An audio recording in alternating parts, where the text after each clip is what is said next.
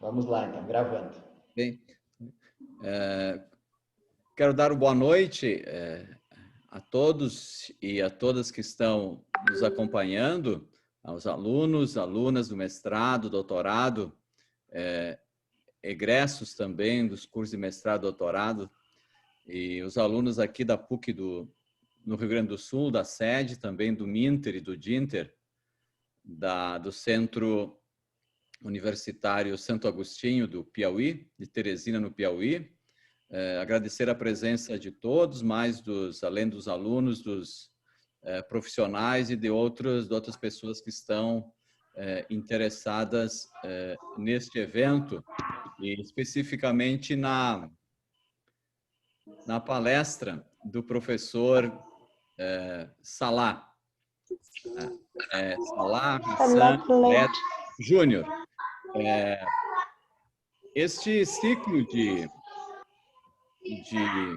debate sobre as teses apresentadas no programa inicia nesta data, e o professor Marcelo Ruivo é quem está organizando este evento com o objetivo de criar no egresso, esse é o termo que é utilizado pelos órgãos de fomento e pela CAPES, uma sensação de pertencimento à universidade e uma forma também de acompanhar a trajetória do egresso e propiciar que o egresso, o doutor, o mestre, discuta, né, e explique a sua tese, a sua dissertação aqui para os interessados. E um dos itens da avaliação da CAPES, dos cursos de mestrado e doutorado, é justamente a atenção que os cursos demonstram em relação ao egresso. Então, esta atividade ela se insere dentro deste contexto de valorização do egresso. Então, hoje nós temos a presença ilustre do Dr. Salah Hassan Khaled Júnior, que defendeu a tese, a primeira tese defendida no programa de pós-graduação em Ciências Criminais, com o título A Produção Analógica da Verdade no Processo Penal, desvelando a reconstrução narrativa dos rastros da passeidade. O professor Salah foi orientado pelo professor Auri Lopes Júnior e estiveram na banca a professora Ruth Maria Kitogauer, o professor Fabrício Dávila Possebon, o doutor Rui Cunha Martins, da Universidade de Coimbra, e também professor colaborador do programa, e o professor Gustavo Badaró, da USP. O professor Salah é professor da graduação, mestrado e doutorado da FURG, de Rio Grande. Ele dispensa maiores apresentações em face da sua já consolidada e sólida produção bibliográfica. É um egresso, vamos dizer assim, um doutor oriundo do pós-graduação em Ciências Criminais que realmente honra o programa de Ciências Criminais da PUC. Eu me lembro do Salah também cursando, eu acho que foi a graduação na própria PUC, né? E o Salah também é formado, também tem formação em História, tá? E eu vou deixar de mencionar aqui toda a extensa produção bibliográfica do professor Salah, tá? Mas agradecer assim ao professor Salah a disponibilidade de estar aqui, tá? E já passar a palavra aí ao professor Marcelo Ruivo para a continuação, pois eu tenho agora um encontro também às 19h30 com outra turma de mestrandos. Então, professor Marcelo, obrigado pela colaboração, pela organização deste ciclo aí de debate sobre as teses. Então, obrigado, Salah, mais uma vez, obrigado a todos e a todas. Professor Marcelo, a palavra é sua. Obrigado, professor Nereu. Gostaria de iniciar, então, saudando a todos e a todas, muito especialmente ao nosso convidado que abre os trabalhos de hoje, professor Salah Khaled, que é do conhecimento de vários que já estão aqui. Algumas pessoas que estão aqui já foram avaliadas pelo professor Salah, já pediram orientação do professor Salah, são amigos do professor Salah, e isso me encanta. Nós temos aqui hoje, nas 55 pessoas que eu estou vendo, alunos do mestrado, do doutorado, egressos do doutoramento, alunos da graduação, alunos da especialização em ciências penais, direito penal empresarial da PUC. Isso mostra, concretiza um ideal de universidade. Uma universidade grande, uma universidade plural, uma universidade variada, uma universidade que reúne diversos temas, com diferentes perspectivas e sempre prezando pela boa fundamentação das ideias. Eu costumo dizer, Salah, e tem vários alunos meus aqui, que a crítica é um dos maiores elogios universitários que um bom acadêmico pode receber. A mim cabe, além de destacar a importância de um seminário de teses, que reúne, então, egressos e reúne atuais alunos do programa, reúne professores do programa, a importância da universidade estar aberta para a comunidade, da universidade ter as suas teses conhecidas pela comunidade. Que a gente consiga organizar um evento como este, onde se reúne agora já mais de 60 pessoas do Brasil inteiro, talvez alguns de fora do Brasil, com a oportunidade, depois da exposição do professor Salah, de debater pontos do que foi dito aqui, pontos de que são fundamentais para o nosso entendimento sobre a ciência jurídica. Queria destacar, então, a iniciativa do professor Nereu Giacomoli em reunir o grupo de egressos. É uma oportunidade de nós estarmos mais próximos, é uma oportunidade de nós trabalharmos em prol da ciência jurídica do Brasil, talvez de uma forma mais eficiente. O nosso convidado de hoje, como disse o professor Nereu, foi o primeiro doutor a defender a tese no programa de Ciências Criminais da PUC. E dali em diante, de 2011 em diante, construiu e constrói uma carreira intelectual e universitária bastante intensa, bastante instigante. Pelo que eu sei, o professor Salah Khaled chegou no direito já tendo uma experiência, um gosto, uma curiosidade, uma capacidade de entendimento histórico da vida. O Salah já gostava da história. Ele chegou no direito, então, e tentou trazer um pouco dessa ideia para nós, que muitas vezes não percebemos tanto a nossa existência histórica. E encontrou a professora Ruth, uma historiadora das ideias, que acolheu muito bem essa ideia, como acolheu a ideia de vários que estão aqui, fomentou esse trabalho e ajudou a construir esse professor da Faculdade de Direito da Universidade Federal de Rio Grande. Tem já hoje diversos temas de pesquisas, com livros publicados em diversas áreas. É um professor que hoje tem trabalhado bastante também na criminologia, é um grande fomentador e produtor de análises dentro de uma perspectiva que se chama criminologia cultural. O professor Salah Khaled é uma honra para nós me receber aqui para esse encontro inicial, já dizendo que é um motivo de orgulho ter todos vocês aqui nessa noite. A casa é sua, professor Salah. Nós temos uma gratidão por todo o trabalho que tem feito de análise, de diversas dissertações e teses de doutorado aqui do programa. Se não me falha a memória, a última banca que o professor Salá participou foi na semana passada ou retrasada, e isso mostra um pouco da proximidade também de que nós guardamos com os egressos.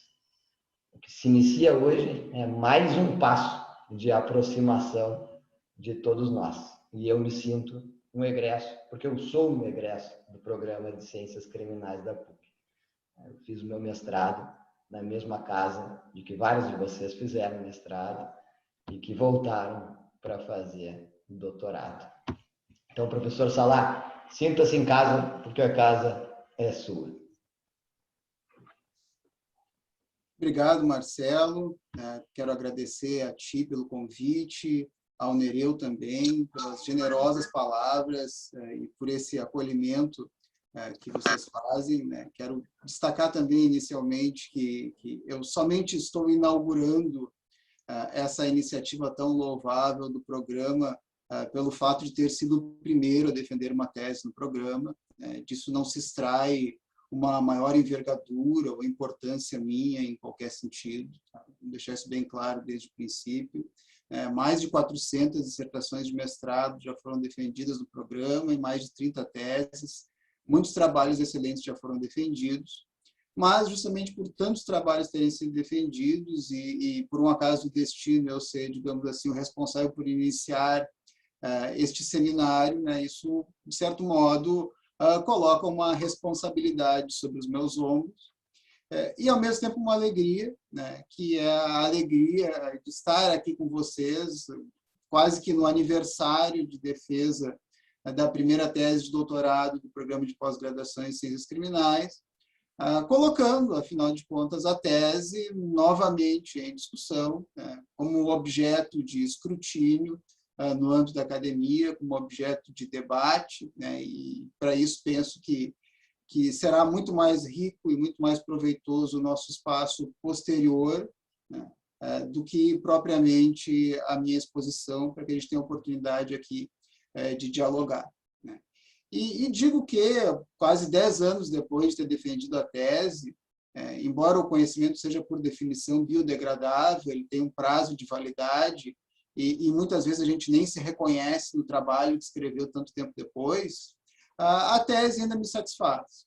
Existem alguns pontos, digamos assim, que eu ataquei na terceira edição do livro, que é a busca da verdade no processo penal, mas são questões pontuais de fundo, não há nada que, digamos assim, se mostre satisfatório para mim ainda hoje.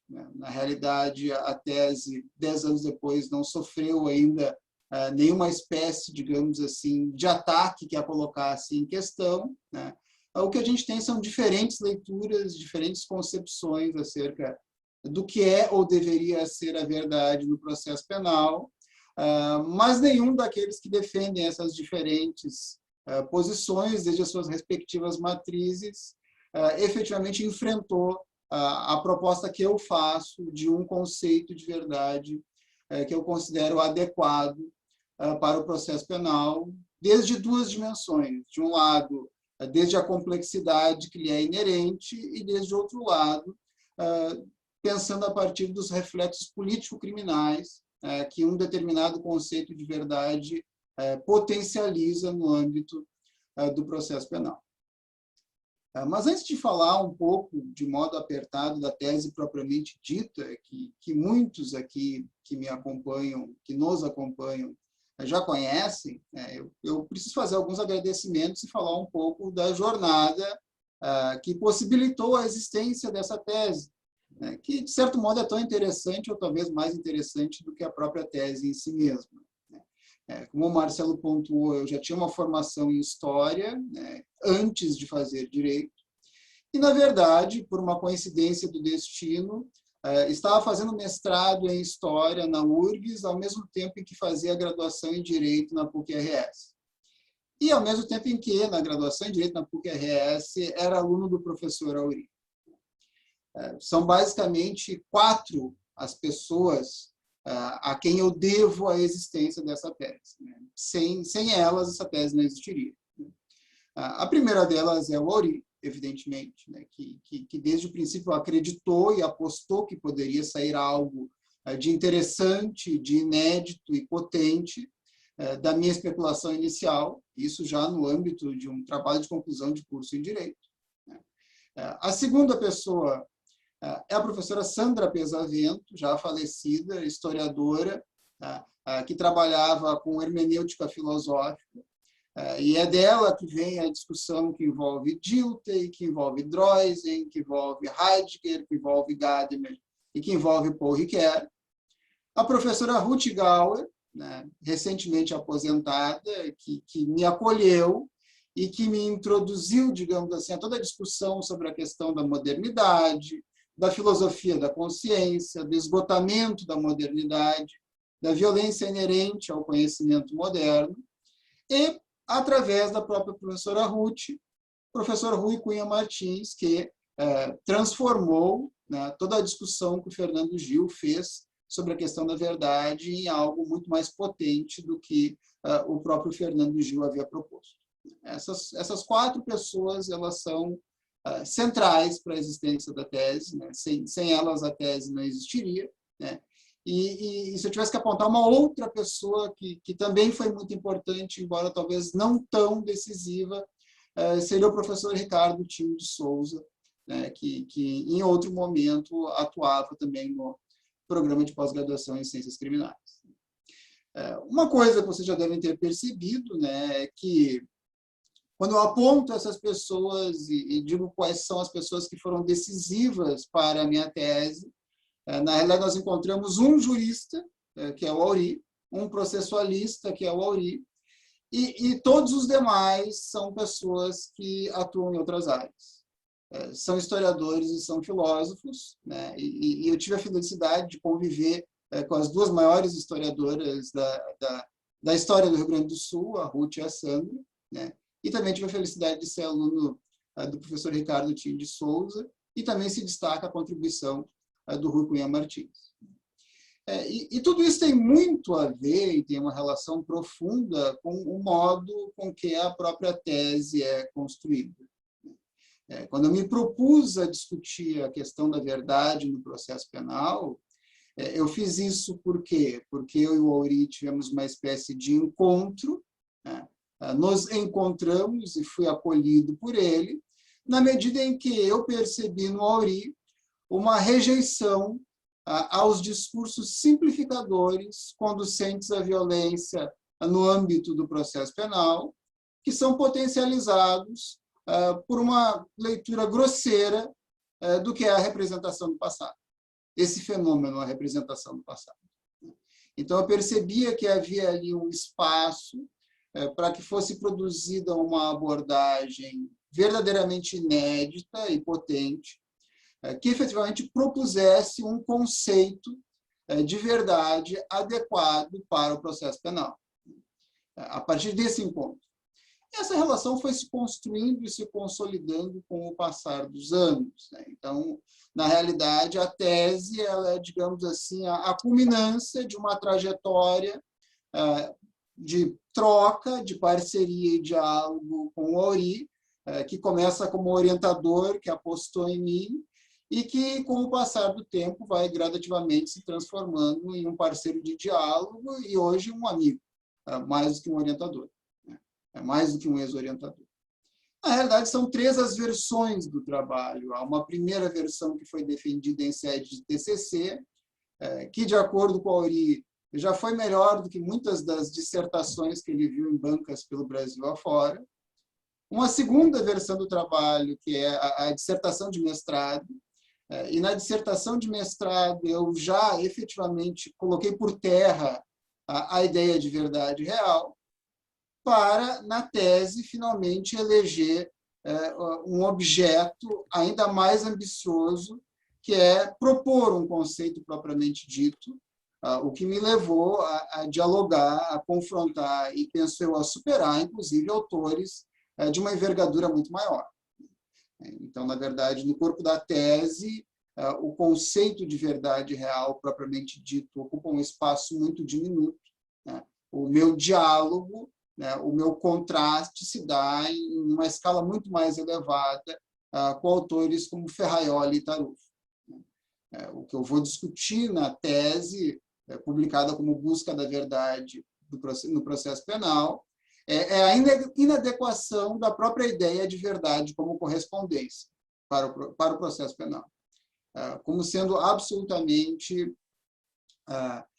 impensável, incogitável que se trabalhe com um regime de verdade situado na ordem da correspondência. E isso, fundamentalmente, por duas razões, né? A primeira delas, porque a adoção deste conceito produz uma simplificação grosseira do que está em jogo no âmbito da representação do passado, seja na historiografia ou no processo penal. E segundo, porque a adoção desse conceito de verdade como correspondência, mesmo em um autor como Ferraioli, produz um discurso que é facilmente sequestrável pelos mais perversos autoritarismos. Capacita um processo penal do inimigo igualmente. Não basta dizer que a verdade como um absoluto é grosseira, é simplificadora, como disseram autores como Ferraioli e Tarufo, e preservar o signo da verdade correspondente, dizendo que é uma verdade relativa o que se obtém. Isso mantém a ideia de busca da verdade, e com ela nós temos a assunção de onipotência do magistrado e temos o caminho aberto, né, para um processo penal do inimigo. Então, é necessário rejeitar esse conceito de verdade por correspondência por completo. E a tese ela é construída de modo a desconstruir este conceito no âmbito de toda a sua trajetória histórica, no âmbito de um esgotamento da modernidade, de uma permanência de uma racionalidade inquisitória e de todos os prejuízos que isso acarreta por força de uma espécie de alheamento do direito da realidade concreta. Então, a gente pode dizer que, ao dialogar com outras áreas e com outros saberes, o que eu pretendo fazer é resgatar a dogmática processual penal da abstração na qual ela se encontra imersa.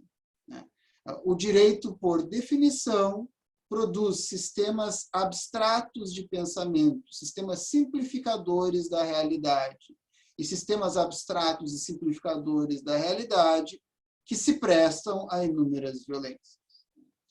O direito se preocupa em construir categorias jurídicas, categorias jurídicas que estão desconectadas da realidade concreta, da vida efetivamente vivida, que não tem fundo empírico, que não tem referencialidade empírica, que não tem comprovação empírica, e que, desde essa perspectiva de uma abstração, que a gente vê tanto no direito penal quanto no direito processual penal, que a gente tem o esvaziamento por completo da complexidade e do significado. E esse esvaziamento por completo da complexidade e do significado, ele não só produz um conhecimento de má qualidade, como eu já referi, produz um conhecimento que é propenso à violência. Então, a minha ideia, ao construir essa tese, que é uma tese que, por definição, é a tese de um acadêmico, não é a tese de um advogado, ou de um juiz, ou de um promotor de justiça, ou seja lá o que for. Eu escolhi esta vida, para mim, se confundem as realidades profissionais de um acadêmico com a questão existencial de ser um acadêmico. Ser um acadêmico sempre foi um objetivo para mim, é quem eu sou, e é desde esse lugar de fala que eu escrevo. E por isso eu entendo que uma tese propriamente dita deve ter certas características, dentre elas o ineditismo, a inovação, a perspectiva de uma abertura e de um diálogo com outros saberes que efetivamente nos permitam, enquanto acadêmicos, retratar um determinado objeto relevante para determinadas práticas, para a vida efetivamente vivida, de modo qualificado, de modo inovador. Então, eu digo tudo isso, inclusive, para provocar aqueles que nos ouvem aqui, neste espaço, que é um espaço acadêmico, um espaço de cientificidade, de racionalidade, né, no momento delicado que nós estamos atravessando, no qual o país alcança a marca de 400 mil mortos e no qual o negacionismo prospera. Esse é um espaço de ciência, um espaço de saber, né, e nós temos uma obrigação, né, de produzir inovação, e de inovação que, de algum modo, toque a vida das pessoas, né, que reduza violências, né, que efetivamente nos ajude, de algum modo, a construir um mundo menos brutal, menos desigual, menos detestável do que esse com o qual nós somos obrigados a conviver. Então, a minha ideia, basicamente, foi a seguinte, né? Eu vou poupar vocês aqui de toda uma reconstrução histórica, né, acerca da Inquisição, da racionalidade moderna. Eu vou simplesmente pressupor que você já tem alguma familiaridade com essas questões, tá? Para efetivamente ir diretamente, digamos assim, ao cerne da tese propriamente dita. E aí, como eu disse, eu não vou perder meu tempo dialogando com a simplificação grosseira de autores como, chega a dar calafrio citá-los, Mirabete, Damasio, né, ou Capês, tá? Mas vou dialogar, sim, com o que há de qualidade, embora discorde completamente, né, no âmbito das discussões sobre a verdade no processo penal, em anos mais recentes, o que vai incluir aqui o Ferraioli e o Tarufo.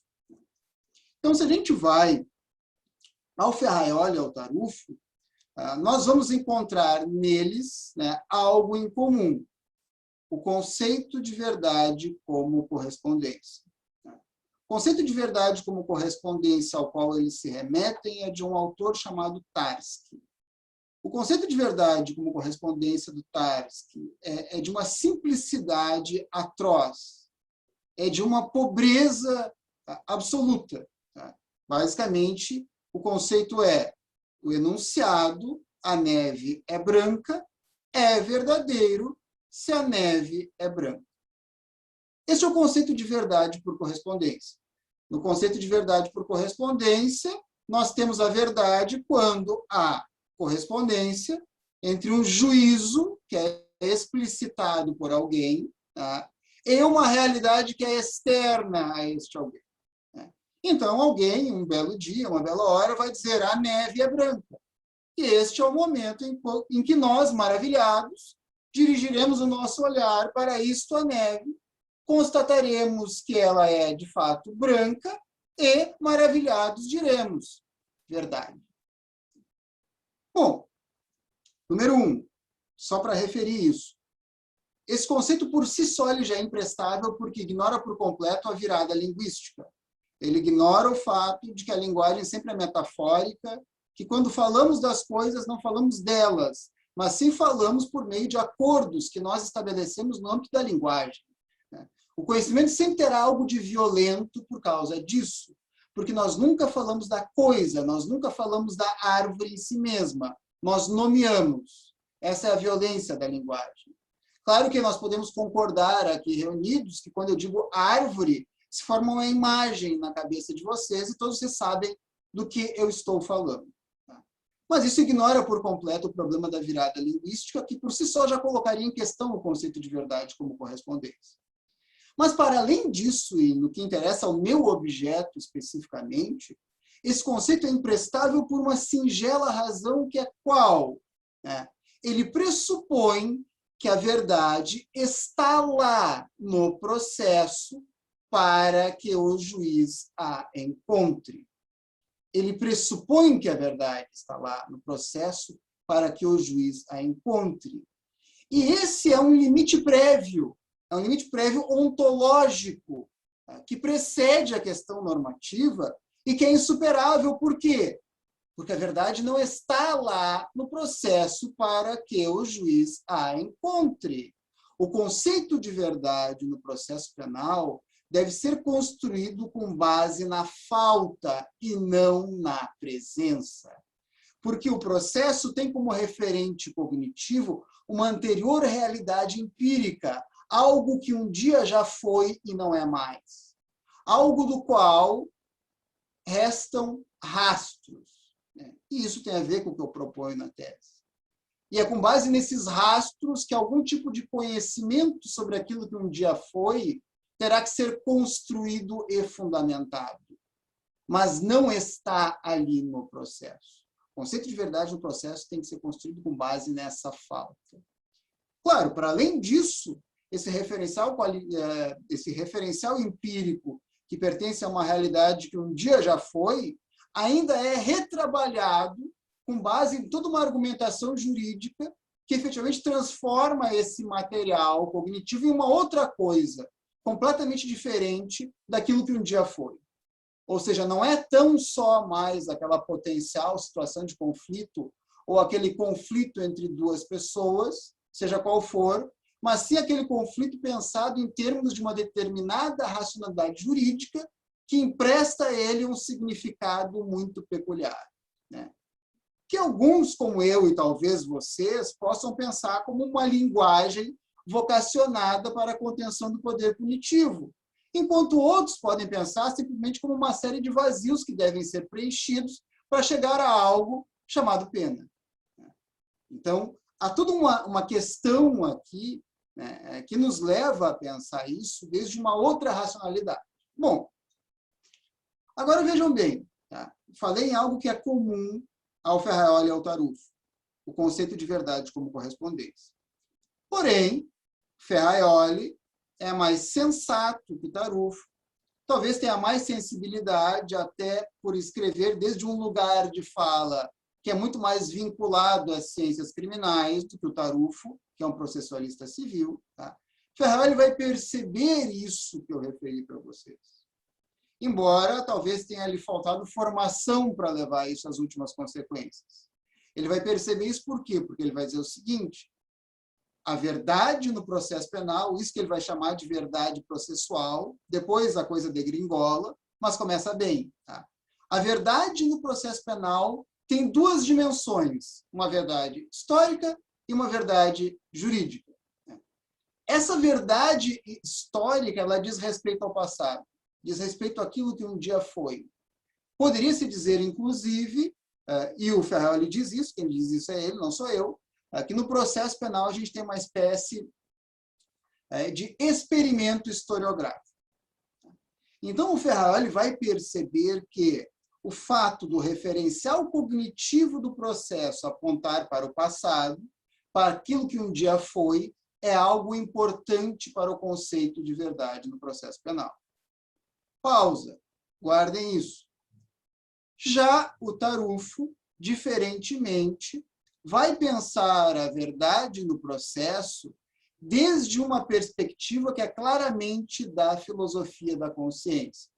Ele vai pensar no juiz como uma espécie de sujeito do conhecimento, vai pensar no processo como uma espécie de laboratório da história e vai considerar que o juiz no processo exerce uma função epistêmica de busca da verdade.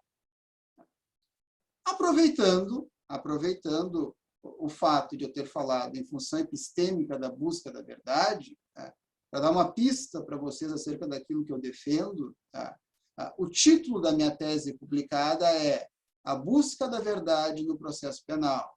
Mas esse título é uma provocação. É uma provocação como é uma provocação Verdade e Método de Gadamer. Então, alguém vai lá e olha o livro do Gadamer, Verdade e Método. Ah, mas então está aqui a receita de bolo. Eis o método que me levará à verdade. Não. É uma ironia. Gadamer vai dizer, a verdade zomba do homem metódico. E eu, do mesmo modo, vou dizer, o processo penal não deve buscar a verdade. Ele deve abdicar de buscar a verdade. Buscar a verdade é buscar a condenação. É somente para condenar que a verdade é uma exigência, é um vazio a ser preenchido. Tá? Então, tenham isso em mente. Por outro lado, né, para não pensarem que eu estou indo numa direção que não é aquela que eu vou, tá? Um dos insights importantes do Rui Cunha Martins é o problema não está na verdade, mas sim nas competências que ela assegura. problema não está na verdade em si mesma, mas sim no fato de que ela é facilmente sequestrada pelas piores das racionalidades autoritárias. Portanto, a verdade no processo penal é uma questão de lugar. Trata-se de definir qual é o lugar da verdade no âmbito do processo penal. E é isso que eu vou fazer. Não estou defendendo uma verdade exilada, uma verdade expulsa do processo penal. Pelo contrário, o Marcelo até brincava comigo, né? Aqueles que dizem assim, então tem esse pessoal dessa escola aí do Sul que diz que não existe isso de verdade, não sei o quê, então é processo penal fake news, ou qualquer bobagem do gênero.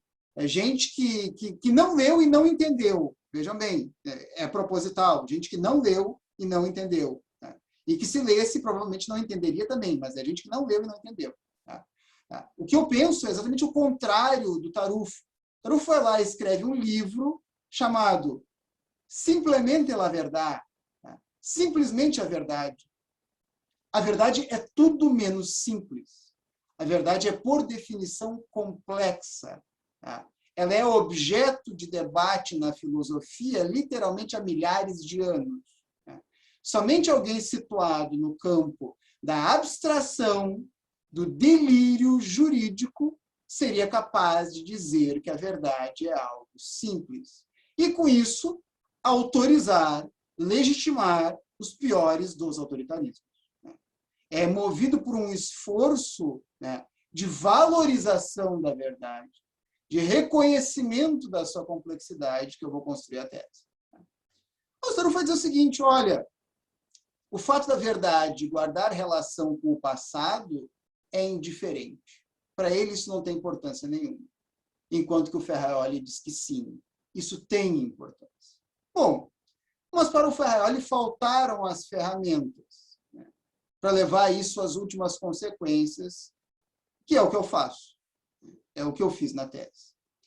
E para fazer isso, para discutir o conceito de verdade no processo penal, e a minha intenção desde o princípio foi propor um conceito, né, porque se exige, desde a minha perspectiva, isso em uma tese de doutorado. Tem gente que acha que basta propor uma resposta inédita a um problema já batido, e isso é uma tese. Olha, na verdade, isso é mais do que costuma ser defendido como tese no Brasil. Na maior parte das vezes, as pessoas defendem outra dissertação e saem doutores, e não agregam nada de novo. Eu acho que sim, uma tese tem que ter uma resposta inédita para um problema relevante e tem que apresentar um conceito inovador e potente que possa ser recepcionado, incorporado em outras análises também. Tá? Tem que ser um trabalho marcante, um trabalho divisor de águas, um trabalho que efetivamente possa projetar o teu nome, porque tu vai ser lembrado o resto da vida pela tua tese. Então, a tua tese é algo que efetivamente vai marcar, vai produzir algum tipo de impacto, vai te dar alguma projeção, ou não é? É mais um trabalho para ficar ali, empilhado nos bancos de tantas e tantas teses que são defendidas no Brasil afora. Né? Claro, não sou eu que vou dizer se a minha tese alcançou esse patamar. São os outros que vão dizer. E nem tampouco sou eu que vou dizer que, então, eu cheguei à verdade sobre o problema da verdade.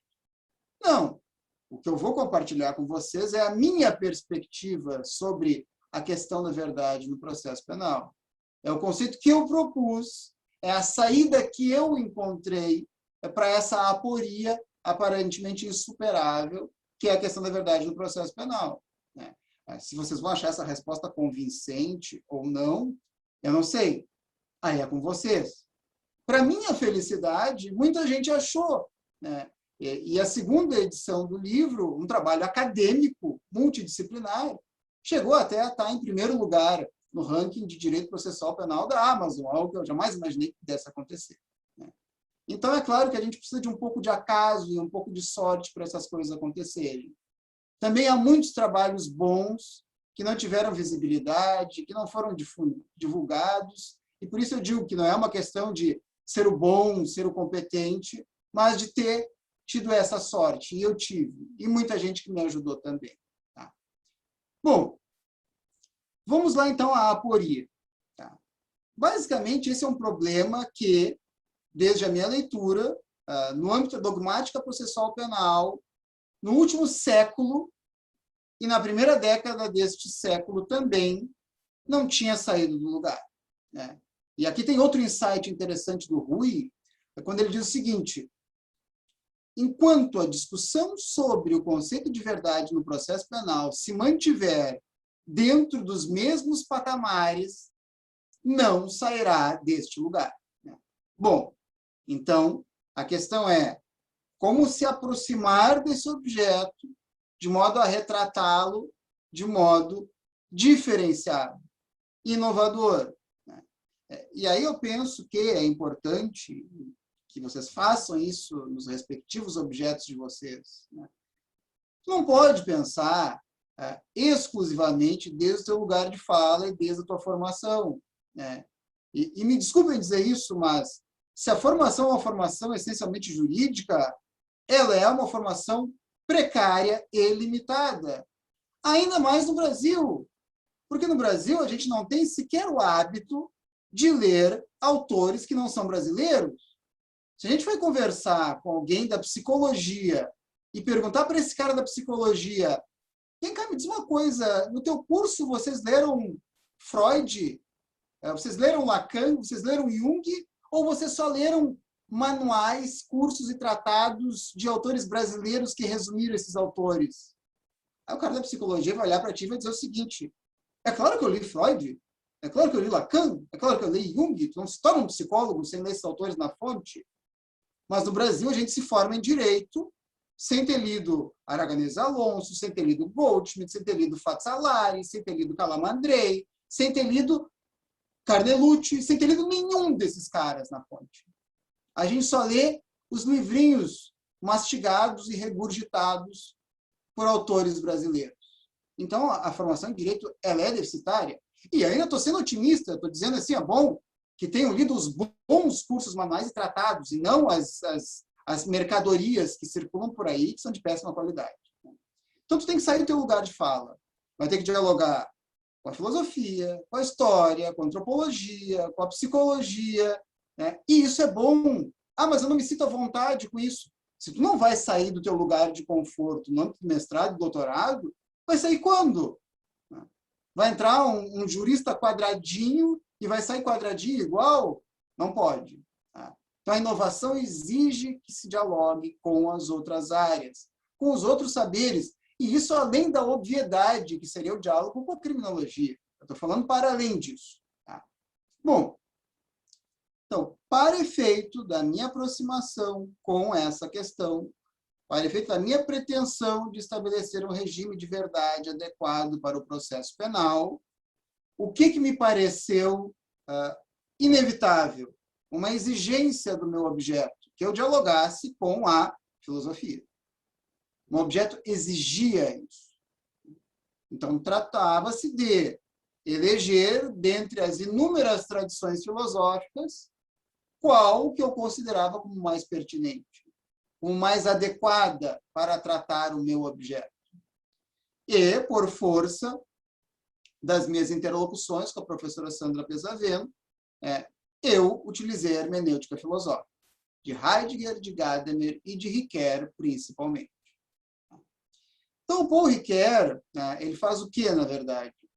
Ele retrabalha alguns insights do Heidegger sobre a questão da verdade, para discutir a questão da representação do passado no campo da historiografia. E aqui temos uma aproximação que me pareceu pertinente, por quê? Não só porque o Ferraioli reconhece que a verdade no processo penal diz respeito àquilo que um dia já foi, como também pelo fato de já ser, digamos assim, algo clássico no âmbito da literatura processual penal, essa comparação entre o juiz e o historiador. Já é algo clássico, já é algo sedimentado. Só que, apesar disso ser algo clássico e sedimentado, no processo penal até então, não havia nenhuma espécie de incorporação da teoria da história, das discussões sobre a representação do passado no campo da historiografia e da filosofia. Esse era um esforço que ainda estava por ser feito. que não havia sido feito até então. Os artigos que trabalhavam com a questão juiz, historiador, trabalhavam com essa questão de um modo simplificador e até grosseiro, ressaltando e destacando as obviedades, as semelhanças entre os dois e as diferenças no sentido mais prático, digamos assim, dessas semelhanças e diferenças. Não no sentido epistemológico e não no sentido ontológico, de representação do passado, que é o que eu vou tentar fazer, então. Então, para isso, eu vou ter que fazer o quê? Eu vou ter que me apropriar dessa discussão, vou ter que retrabalhá-la no âmbito da dogmática processual penal, dialogando também com o que há de rico e interessante na dogmática processual penal. Porque não se trata de jogar na lata do lixo. Bom, então, no direito não se disse nada de interessante sobre isso. Se disse, mas pouco se aproveitou. Se a gente vai lá nos clássicos, vai lá no Carnelucci, vai lá no Goldschmidt, a gente vê que há potência neles, inexplorada, mas há.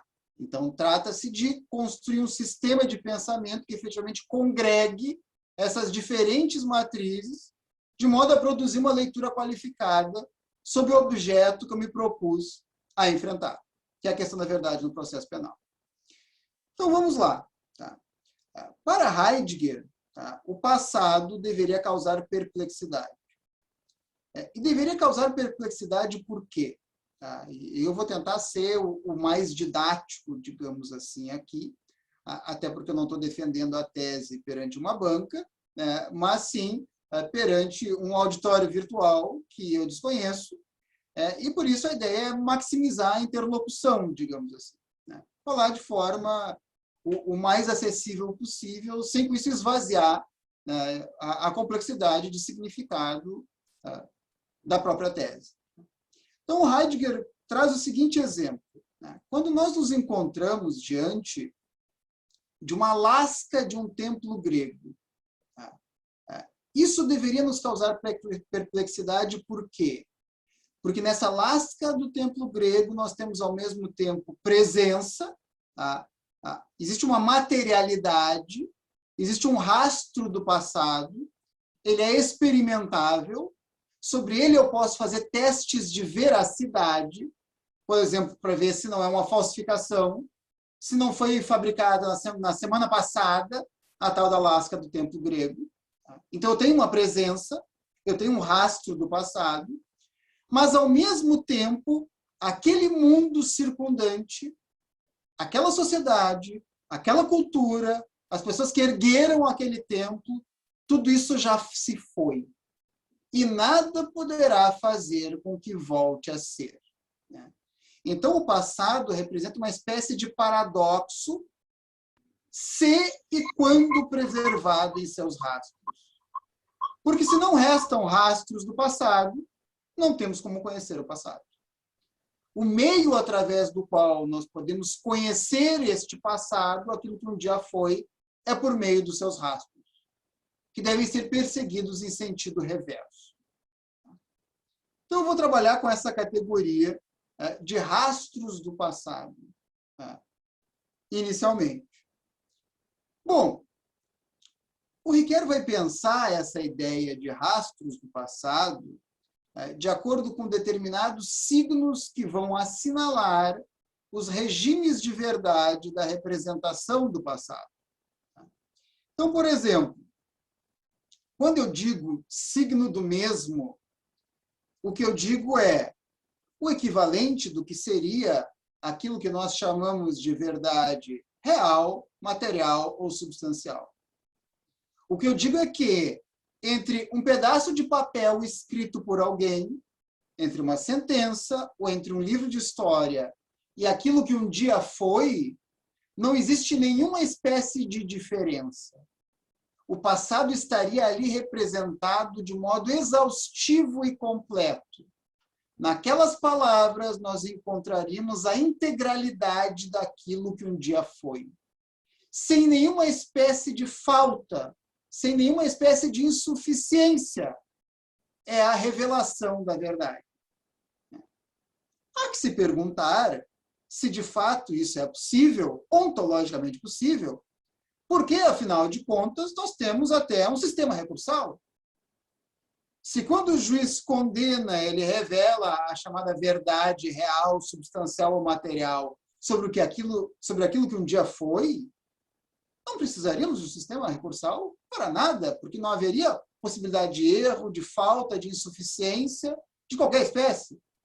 Ou, no máximo, nós trataríamos, então, da qualificação jurídica daquilo que um dia foi. Porque a veracidade teria ficado comprovada sem qualquer espécie de falta. Bom, esses são os discursos mais grosseiros, mais simplificadores e mais conducentes à violência. São aqueles que reproduzem, mediante uma linguagem revigorada, jurídico, os excessos da Inquisição. E esses discursos ainda transitam, ainda circulam na nossa realidade concreta e nas próprias práticas punitivas contemporâneas. Bom, e logicamente, creio que aqui, salvo melhor juízo, ninguém compactuaria com essas racionalidades grosseiras e simplificadoras. Bom, esse é o signo do mesmo. Uma alternativa ao signo do mesmo é o signo do outro. O signo do outro é exatamente o oposto do signo do mesmo. Quando eu digo signo do outro, eu digo que entre a representação do passado, a representação narrativa do passado e aquilo que um dia foi, não existe nenhuma relação de proximidade. Há uma diferença total e absoluta entre essas duas coisas, de modo que tanto a sentença quanto um livro de história seriam ficção. Então, o juiz condena com base em uma ficção e um livro de história é um livro de ficção. É com base em ficções que nós condenamos as pessoas. Não é isso que eu defendo. Se eu defendesse isso, estaria justamente sustentando um regime de verdade exilada. A verdade está expulsa do processo. Mas lembrem-se que eu disse a vocês que, como o Rui muito bem pontuou, a verdade no processo penal é uma questão de lugar. A nossa questão aqui é definir qual é esse lugar, de modo adequado e condizente com a complexidade do processo penal e com um processo penal que seja fundado na presunção de inocência e não fundado na ideia de inimigo. Bom, também disse a vocês que o conceito de verdade no processo penal deve ser pensado desde a ideia de falta e não de presença. E isso tem relação com o título da própria tese. A verdade no processo penal é aquilo que o juiz produz, não é aquilo que ele encontra, com todas as implicações que daí decorrem. É bem diferente dizer produzir de dizer encontrar. Quando eu digo produzir, eu falo da externalização de algo, eu falo de uma imaginação criativa, de alguém que imita o poder divino, que quando narra, efetivamente agrega algo seu àquilo que narra, o que é inevitável. Bom, por que o regime do outro é inadequado? Por causa daquilo que eu referi anteriormente, dos rastros do passado. Tanto uma sentença quanto um livro de história tem uma credibilidade referencial, que um livro de ficção não tem. Historiadores são homens de arquivo, eles consultam arquivos, eles consultam fontes, eles fazem entrevistas, eles referenciam outras obras. Um livro de história tem nota de rodapé, não é um livro de ficção. Uma sentença também, quando condenatória, obviamente deve estar apoiada em motivos de prova que a sustentem. Deve estar apoiada desde a linguagem que eu efetivamente emprego, no âmbito de uma epistemologia que reconheça a passeidade, que é aquela que eu proponho, em rastros do passado. Então, sim, tanto a sentença quanto no livro de história entra em questão a verdade. Resta saber de que modo. O mesmo não serve e o outro também não serve. Bom, quando a gente pega autores como o Ferraioli e o Tarufo, que são autores modernos, eles são modernos por definição, pensam como modernos, pensam desde uma antropologia do humano, que é bastante simplificadora e empobrecedora, que é essa do sujeito irracional, que é tão somente uma antropologia do humano, tá? Não significa que nós somos assim, mas somente que determinadas pessoas, em um determinado momento histórico, em certas circunstâncias, consideravam, movidos por um espírito geométrico, como dizia a Ruth, que a nossa racionalidade é essa, e é da ordem da matemática. Tá? Como modernos, eles vão olhar para essa questão e vão pensar o seguinte: essa é a aporia. O mesmo me parece um excesso. O outro não me satisfaz. Dizer que a verdade é absoluta é um excesso. Dizer que é uma mentira, que é uma ficção, também é um excesso. Eles perceberam esse problema, que é justamente a aporia, né? O problema aparentemente irresolúvel. O que tanto Tarufo quanto Ferraioli fazem? Né? Uma espécie de meio termo entre essas duas coisas. Um meio termo que preserva a ideia de correspondência. Um meio termo através do qual eles vão defender não mais, né, uma verdade correspondente ao real, e eu digo verdade correspondente ao real porque verdade real é um conceito que nem sequer faz sentido, verdade e realidade são duas coisas distintas, tá? Eles vão defender um conceito de verdade relativa. Um conceito de verdade relativa que, no entanto, preserva a ideia de correspondência. Então, no processo penal, por exemplo, é obtida a verdade, mas não a verdade em sentido absoluto, não a verdade substancial, real ou material, mas sim uma verdade relativa. Algo próximo da verdade, mas não a verdade.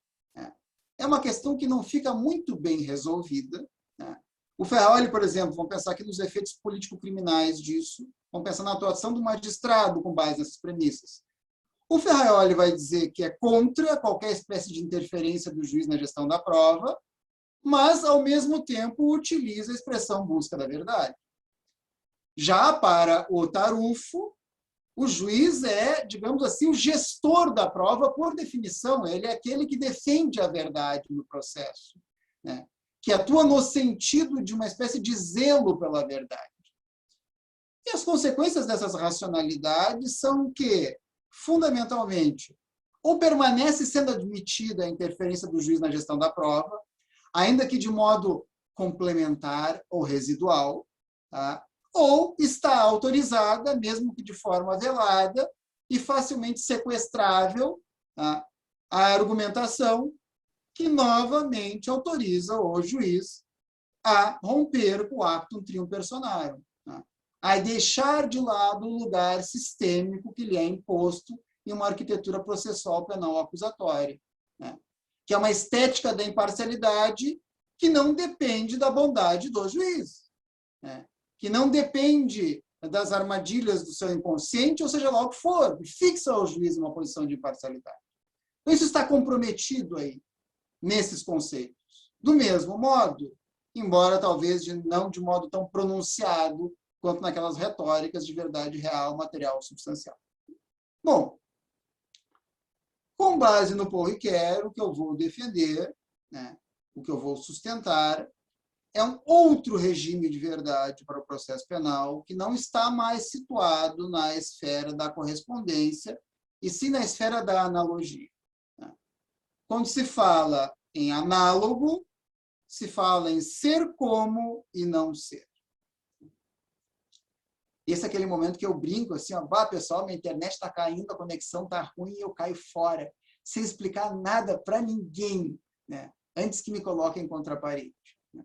Mas eu vou explicar, tá? E vou explicar agora, assim, baixando um pouco o nível de abstração filosófica, tá?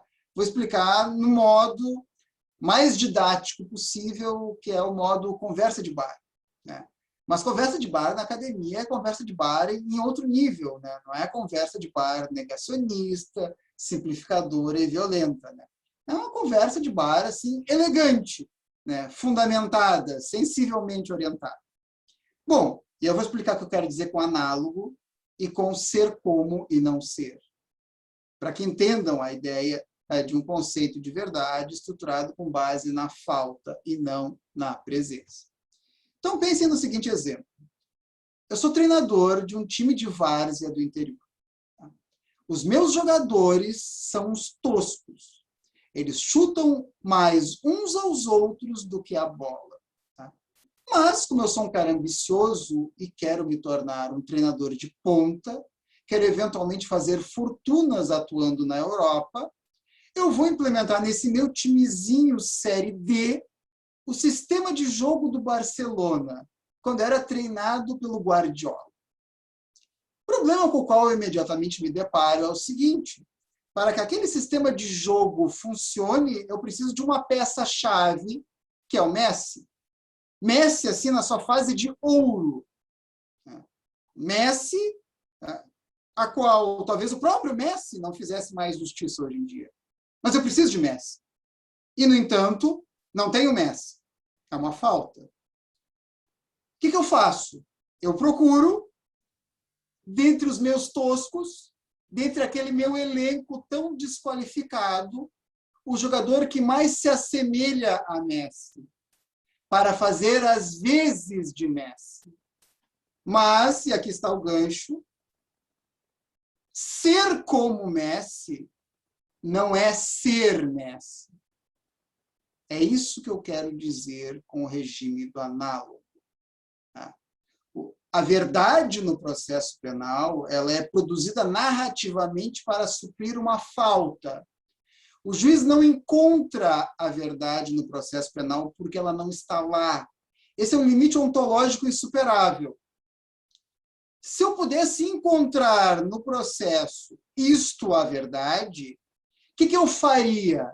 Eu anexaria a verdade à minha sentença.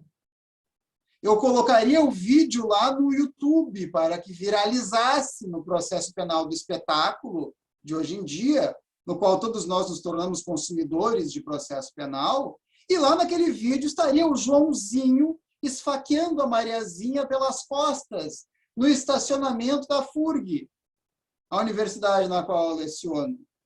Há 2 anos e meio atrás. Estaria lá. E aí, no que consistiria a sentença? Nos dispositivos aplicáveis. Percebem isso?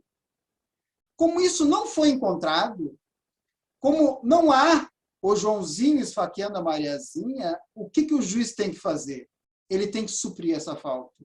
Como ele vai suprir essa falta? Narrativamente.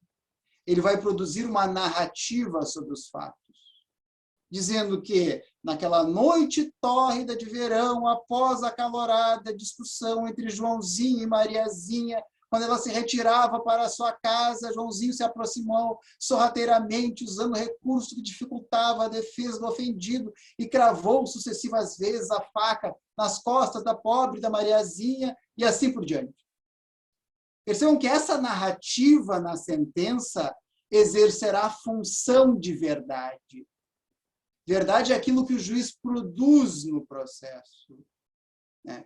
E que produz, muitas vezes, desde um lugar violento, por meio de um biombo argumentativo, que é capaz de produzir uma narrativa que é justamente o rebento dessa violência previamente definida. Quando tu pega, por exemplo, por definição, e aqui não se trata de politicagem, quando pega, por definição, uma sentença de mais de uma centena de páginas, como a do Moro, que condenou você sabe em quem, né? E no qual a gente não encontra em lugar algum, né, os motivos de prova nos quais se sustentam aquela condenação, a gente percebe que, por meio da narrativa, é possível produzir uma verdade que é violenta. Bom, consequências disso. Né? Antes disso, analogia. Por que análogo? Vocês são juristas, isso vocês conhecem, né? Quando é que eu me valho de uma analogia? Quando o dispositivo que eu preciso para enfrentar uma determinada situação concreta inexiste. Aí eu vou lá e pego outro dispositivo e supro aquela falta com esse dispositivo. E aqui a gente tem uma provocação interessante, que é a seguinte, né? Se o sentido dessa instrumentalidade processual penal deve guardar relação com o direito material que lhe é subjacente, o direito penal, no direito penal, A analogia é proibida em sede criminalizante e, no entanto, nós condenamos analogicamente. É claro que não é a mesma coisa, mas todas as nossas condenações são análogas ao passado.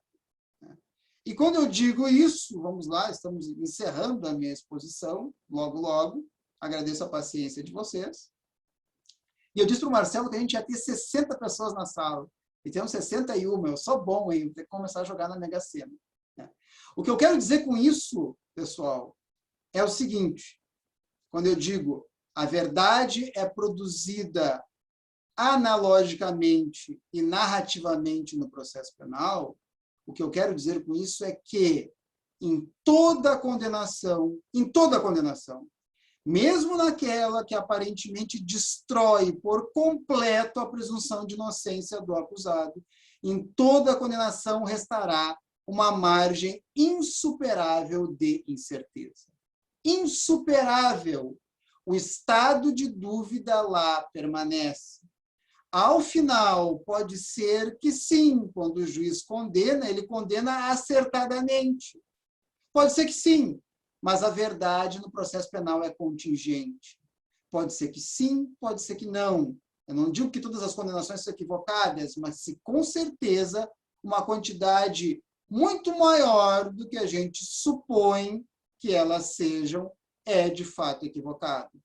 E quando eu digo isso, eu também digo que, portanto, a verdade deve ocupar um lugar, sim, no processo penal, mas um lugar subsidiário.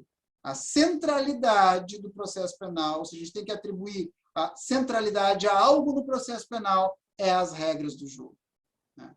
Porque são as regras do jogo que nos dão a capacidade e nos dão melhores ferramentas para corrigir aquilo que o Rui chama de um caráter alucinatório da evidência. É por meio dessas ferramentas que, de algum modo, a gente tem a esperança de reduzir danos, de condenar equivocadamente menos. Porque, no fim das contas, é disso que se trata, no sentido prático, digamos assim. Há uma epistemologia grosseira e simplificadora que maximiza danos, que supostamente, tendo apreço pela verdade, na realidade, simplifica o que está em jogo na questão da verdade, e que, com isso, acaba autorizando, legitimando e fortalecendo o processo penal do inimigo.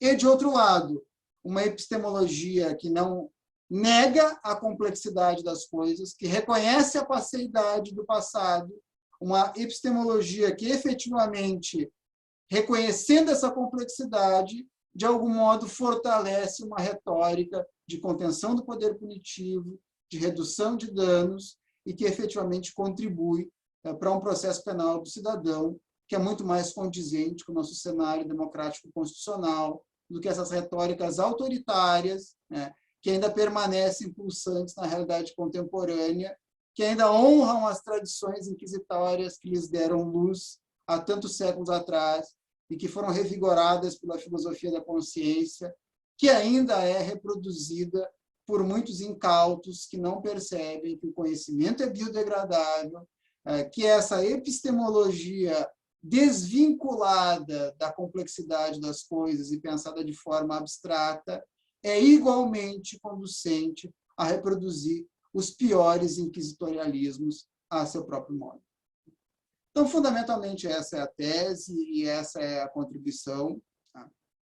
É claro, se ela é convincente ou não para vocês, isso está em aberto. Como eu disse, eu não sou o dono da verdade sobre a verdade. Eu quis tão somente deixar a minha contribuição no sentido de um trabalho inovador, e um trabalho inovador que, para minha felicidade, foi amplamente reconhecido, me deu projeção, que, como o Nereu e o Marcelo disseram, de certo modo, honra o próprio programa. Para mim, foi uma responsabilidade muito grande ser o primeiro a defender, e penso que o trabalho defendido há quase 10 anos atrás, de fato, foi representativo da pegada interdisciplinar do programa, de propor algo que, efetivamente, está para além do já pensado e da abstração simplificadora da realidade e legitimadora de violência, que ainda prospera em muitos lugares, não só das práticas judiciais, mas também da própria academia brasileira. Então, é isso que eu tinha a dizer, pessoal, e desde a defesa da tese, eu caminhei também por outras trilhas, né? Hoje dialogo muito com o Jeff Farrell, com o Keith Hayward, com a criminologia cultural, que igualmente é o que me parece de mais interessante e de mais excitante em termos de criminologia hoje em dia, de modo que hoje eu tenho duas avenidas de investigação, que seriam a epistemologia e a verdade no processo penal, de um lado, e a criminologia cultural, de outro lado. O meu Lattes está aí, caso vocês queiram dar uma olhada nas coisas que eu pesquiso, que eu tenho produzido, e estou aberto aí a eventuais questionamentos, e até o fogo amigo do Marcelo, e quem sabe do Achute, que acredito eu ainda deve estar na sala, e que foi um valoroso companheiro aí do doutorado. É isso, pessoal. Vamos ouvir um pouco, que agora eu estou cansado. Obrigado, professor Salah. Eu fico bastante feliz em ouvir aqui alguém falando sobre ontologia. A verdade é um tema muito discutível, a ontologia, e portanto, alguns preferiram tirá-la de todo o direito. A ontologia, que já teve um tempo de alta discussão no direito, também é uma parte da filosofia que alguns preferiram tirá-la do direito. Eu acredito que todos vocês viram aqui a profundidade, a complexidade do trabalho que foi pensado e proposto pelo professor Salah, e eu não queria antecipar um juízo de mérito.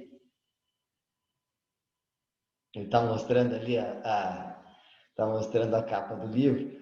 Eu não queria antecipar um juízo de mérito que eu vejo, Salah, no teu trabalho. E me parece que na tua exposição tu trouxeste, eu vou destacar só agora. O primeiro é, observando a prática do processo penal, da investigação policial, da realização do procedimento ou da não realização do procedimento prescrito em lei, muitas vezes se percebe isso que o professor Salah diagnosticou e nos trouxe aqui, que é a suposta busca pela verdade faz com que alguns passem por cima das regras do procedimento criminal, o que ele chamou aqui de regras do jogo. É como se fosse possível o direito sem regras, em nome de uma tal verdade, que essa a gente não tem muito certo uma convenção do que seria essa verdade. O que nós temos mais ou menos certo é a convenção sobre o que são as regras. E se a gente pode passar por cima das regras em nome da verdade, parece que a gente abre mão daquilo que a gente tem a convenção e a tradição cultural para interpretar o texto legal, em nome daquilo que a gente não sabe muito bem ainda, o que seria que nós buscaríamos. Então, com isso, o Salah apresenta duas linhas muito importantes, dois pilares muito importantes. A noção de verdade tem que ser pensada, verdade dentro de regras. E a segunda questão é que nunca pode se pretender encontrar uma verdade se não respeitar nem minimamente as regras. Isso é um dos pontos que eu acho muito forte da tese que nos foi apresentada aqui. E tenho 5 questões, no mínimo, aqui, e conforme vinha a exposição, ia pensando adiante, mas quero abrir a palavra a todos os presentes. Vejo o Tapiro aqui no monitor. Então, gostaria de ver se alguém tinha alguma pergunta a fazer e se depois tiver espaço também apresento algumas questões. Vejo colegas de vários outros estados. Então, se quiserem apresentar pelo chat, eu posso também fazer as perguntas, não precisa abrir o microfone, se não tiver interesse. Eu posso fazer uma pergunta? Eu aqui da Paraíba, sou promotor de justiça. Por favor. Tá? É o seguinte, o Salah estava falando aí e me veio o seguinte questionamento. Eu penso muito, mas com base no sistema acusatório. sabe, para mim, o sistema inquisitório, ele dá muita vazão a que o juiz formule aquilo que ele julga ser a verdade dele, e ele transmite isto para o processo penal. Tá? Aí cabe muitas discussões, e o sistema inquisitório ele tem que ser superado para mim, e o processo histórico mostra que ele será superado, com certeza, e espero que seja essa. É uma luta muito grande aqui no Brasil, e já tem sido uma luta muito grande na América Latina.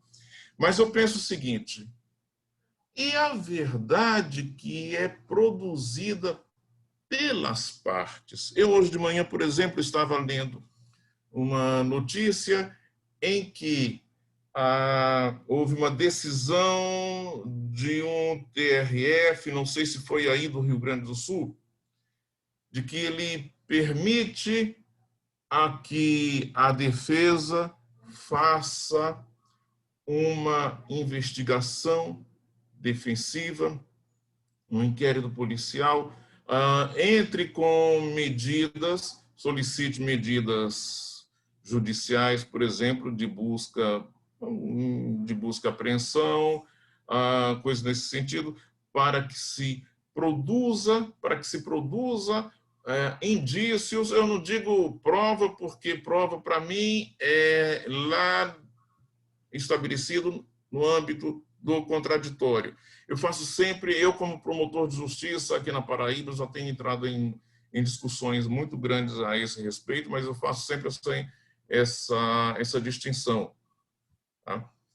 Coisa que as pessoas aqui, principalmente os meus colegas aqui da Paraíba, não compreendem. Confundem muito a existência de indícios com provas. Então, eu faço questão de fazer esse direcionamento. Mas produzam indícios que fazem a sustentação de uma possível, que possam vir a fazer a sustentação de uma possível defesa em processo criminal. Mas o que me questiona sempre é, primeiro, numa discussão desse tipo, que nós já travamos antes, eu já travei com o próprio Auri, com o Jacinto, e com o Jacinto Coutinho e outras figuras, tá? A verdade, e aquela parte da verdade dentro de um sistema acusatório que pode ser ou deve ser feita para o estabelecimento de uma interpretação do juiz, partindo, evidentemente, do pressuposto de que realmente ele reconstrói o passado. Ele tem a lacuna, como o Salá disse, tem a lacuna no processo penal, e ele vai buscar no passado, e aí também o meu vínculo é eminentemente ferrajoliano, tá? Ele vai preencher aquela lacuna. Então, até que ponto pode o Ministério Público e a defesa contribuir para o estabelecimento dessa verdade? É possível se estabelecer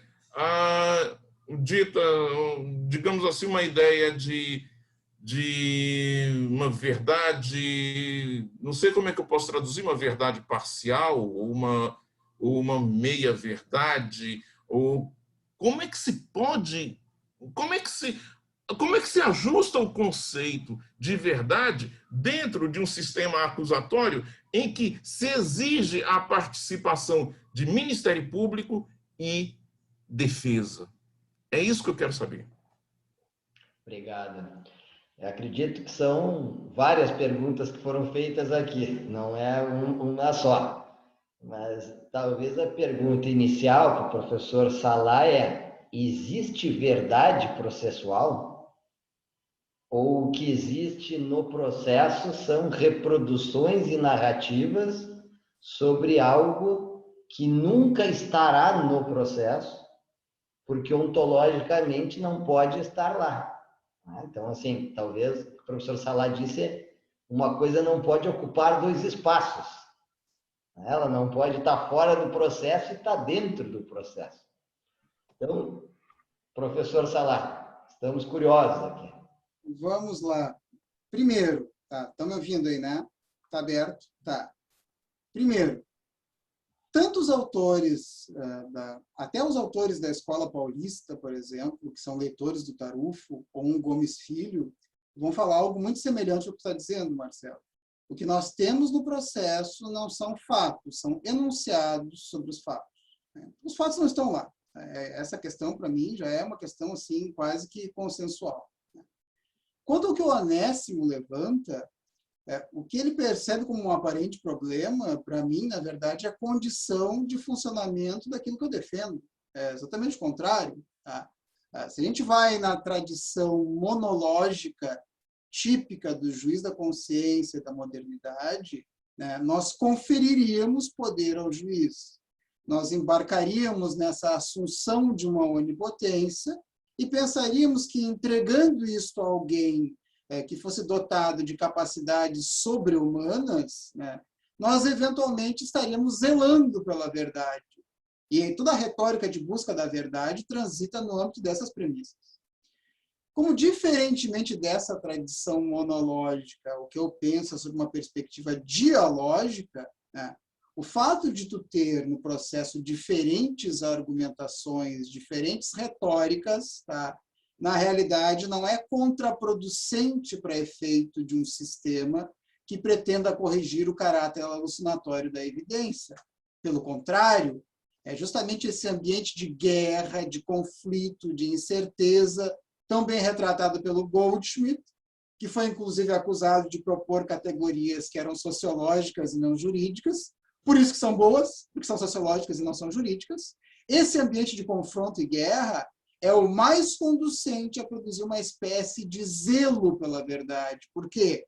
Porque maximiza as possibilidades de correção das hipóteses apresentadas.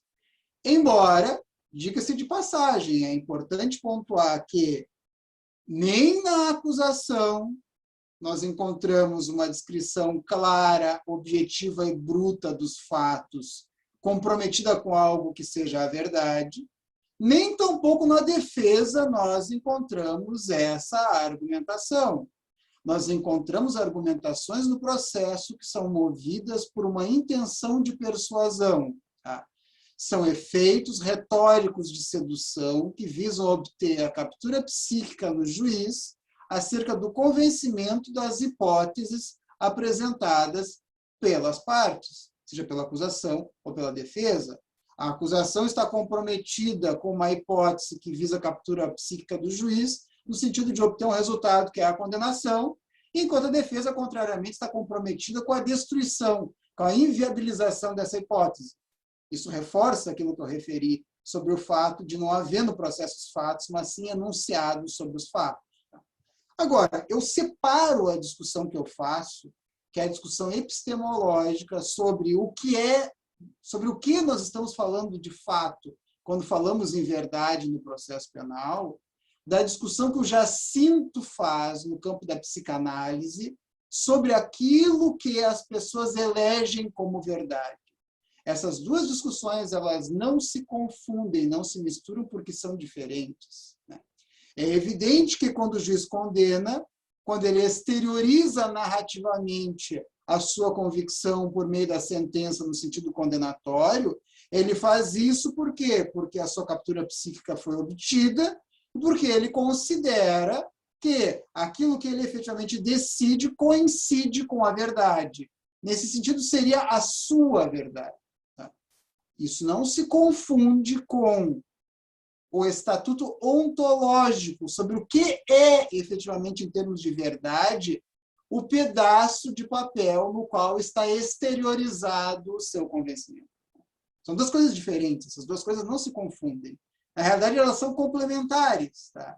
Eu só acho que, em termos de tu avançar a discussão sobre a verdade no processo penal, um limite já foi alcançado no sentido de dizer, sim, a acusação tem aquilo que elege como verdade, sim, a defesa tem aquilo que elege como verdade, mas isso não nos auxilia a definir, afinal de contas, o que é a verdade no processo propriamente dito, nem o que nós devemos admitir ou não em termos de verdade no processo penal. Porque, até certo ponto, a gente tem uma obviedade, aí sim, cada um tem aquilo que elege como verdade. A defesa, não necessariamente, se a gente vai pensar nesses termos. Tá? Então, na realidade, para efeito de haver um conflito de diferentes narrativas, né, eu penso, inclusive cito no âmbito da tese, como pensa o Edgar Morin. Né? Hoje a gente já compreende caos e ordem como situações complementares na formulação do novo no próprio universo. A gente tem uma tendência a tentar ordenar o desordenado, a transformar o que é uma cacofonia de argumentações discordantes em uma única voz que vem e coloca fim a esse conflito e que, afinal de contas, decide. Né? Mas isso é de uma tradição que é a tradição monológica. Para nós que pensamos de acordo, de um lado, com a complexidade e, de outro lado, com o processo penal do cidadão, quanto mais discordância, quanto mais contraditório, quanto mais exame exaustivo de hipóteses e de evidências nós tivermos, melhor é, para efeito daquilo que no final do processo é tido como verdade ou não é. Resumindo, eu posso acrescentar que nós sempre teremos uma verdade relativa, uma verdade que procura ser, nunca vai chegar, e isso aí é utópico, né? Mas uma verdade que sempre continua a caminho de se colocar como uma tentativa de chegar à realidade, muito embora a gente saiba que, como você próprio disse, a verdade real é uma ilusão, é uma redundância. Tá? E isso aí eu concordo plenamente. Mas sempre vai haver aquela tentativa de se colocar como digamos assim, a mais próxima possível de uma semelhança com a realidade. Eu não sei se eu soube me exprimir bem, mas a gente pode colocar numa perspectiva meio que utópica. Seria isso? Não, né, só para concluir, assim, o que eu acho que está tentando dizer e o que eu sustento é o seguinte, tá? Que a epistemologia que eu proponho é aquela que, digamos assim, mais nos dá uma possibilidade, tá? Esse paradoxo, de que, ao final das contas, quando se chegar a uma condenação, essa condenação seja acertada e não equivocada. Né? É isso. Né? Porque a outra epistemologia, a outra leitura, é uma epistemologia que maximiza o erro. A minha, penso eu, creio eu, reduz. Né? Basicamente é isso. Nós temos mais tempo para alguma questão, algum comentário? Vamos só pedir que quem faça questão que seja um pouco mais sucinto na colocação da pergunta, para a gente poder ouvir um pouquinho mais do professor. Se quiserem adiantar aqui, pelo chat eu só vi elogios, não vi colocação de uma questão. Professor? Augusto? Oi, boa noite. Posso fazer uma pergunta, professor? Rapidinho. Claro. Primeiramente, queria agradecer a fala do professor Salar. É sempre muito bom ouvir o professor. É um espelho, acho, para todos nós alunos da PUC, né? O professor Marcelo, todos os nossos professores, são, acho que, os objetivos a todos nós que entramos no programa, chegar ao nível de preparação e de conhecimento dos professores.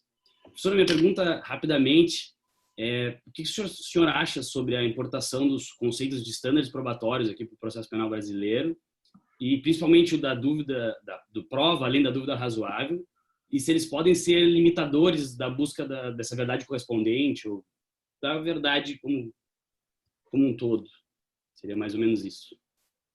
Vou te dizer isso rapidamente. rapidamente. Salar, se me permite, então vou adicionar aqui, né? E a tua verdade analógica, né? Qual é a relação que a verdade analógica tem com os estándares, assim, ou não tem? Isso, foi essa que me faltou, verdade analógica. Eu acho que tem havido, e nisso o Auri concorda comigo, né? A gente tem até um plano de sentar e escrever alguma coisa junto para dar conta do recado. Tá? Tem havido uma penetração muito grande no Brasil, em anos recentes, dessa discussão de condão epistemológico que vem do Tarufo e do Ferrer-Beltrán. Como eu disse, a matriz dessa leitura ela é do processo civil, não é do processo penal. Se a gente pegar o Ferrer-Beltrán, né, que é o que se encontra vivo ainda, né, o Tarufo já faleceu, o Ferrer-Beltrán especificamente pensa no processo penal como um instrumento de motivação de condutas. Né? Então, ele está conectando o processo penal à prevenção geral negativa. Tá? E penso eu que o modo com que essa discussão sobre epistemologia está sendo trazida para o Brasil é empobrecedor da complexidade da discussão, de um lado, e, segundo, estrategicamente equivocado, inclusive. Porque acaba trabalhando no âmbito dessa racionalidade moderna, de uma função epistêmica da busca da verdade, desde uma leitura que ainda pensa que, assim, e parece que há um estado de perplexidade, né, no sentido de que, mas é que nós estamos dentro de um contexto agora que é de fake news e de pós-verdade, e isso nos traz dificuldades para discutir a questão da verdade, e aí essa discussão da verdade sob o signo da correspondência, a realidade, seria uma espécie de salvaguarda diante do avanço, digamos assim, dessas retóricas ainda mais bárbaras, né? Eu te digo que eu não vejo com simpatia, tá? Não concordo, né? Não é aquilo que eu proponho, que é bem diferente, né? Foi uma questão bem interessante a defesa da minha tese, porque o Gustavo Badaró estava presente, né? E o Badaró é um leitor do Tarufo, gosta do Tarufo e inclusive continua trabalhando com o Tarufo hoje, como trabalhou de lá para cá, né? E eu me perguntei, né? Na realidade, é interessante tu ter na tua banca alguém que sabe que vai discordar de ti, né? Porque aí tu sabe que vai ter um pouco de emoção a banca, né? Não vai ser tão fácil assim, né? Não é sair lá todo mundo tapinha nas costas. E o legal da banca foi que o Badaró disse basicamente o seguinte, né? E ele não desmentiria, né? Temos boas relações, né? Não é uma relação de conflito. Ele disse basicamente o seguinte: olha, Salah, eu discordo fundamentalmente de quase tudo que tu diz. Mas o modo como tu construiu a tese e o modo como tu fundamenta a tese, eu não tenho como rebater. Não tenho como rebater.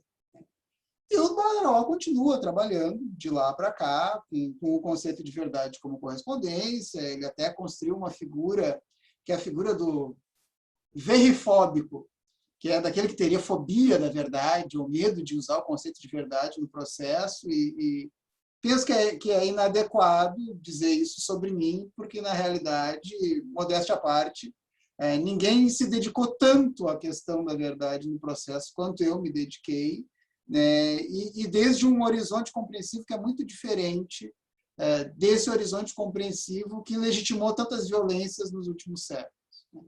Então, é aquilo que eu digo, não, eu não sou verifóbico, pelo contrário, eu tenho apreço pela verdade porque eu não acho que ela é simples, como o Tarufo acha que é, e como esse pessoal que na esteira do Ferrer-Beltrán está trabalhando no sentido de que sim, que é algo simples, que a gente pode pensar epistemologicamente. O problema não é pensar epistemologicamente, não é pensar em termos de standards, mas pensar em termos de standards que são, a seu próprio modo, grosseiros e simplificadores. Aí, na realidade, a gente não avança. A gente continua reproduzindo, de outro modo, as mesmas retóricas conducentes a violências que há tanto tempo já prosperam. Mas é algo que, assim, de modo mais concreto, quando houver tempo, que é algo que eu não tenho agora, né? Eu vou me debruçar, e o Auri também, que é a desconstrução dessa discussão nessas bases, porque não nos satisfaz, nem a minha nem a ele.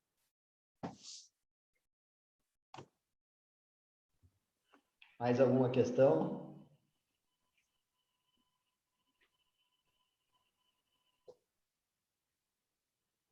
Enquanto o pessoal pensa aqui, então, professor Salah, não dá para se dizer que é uma tese relativista que nega a existência da verdade. Pelo contrário. Pelo contrário.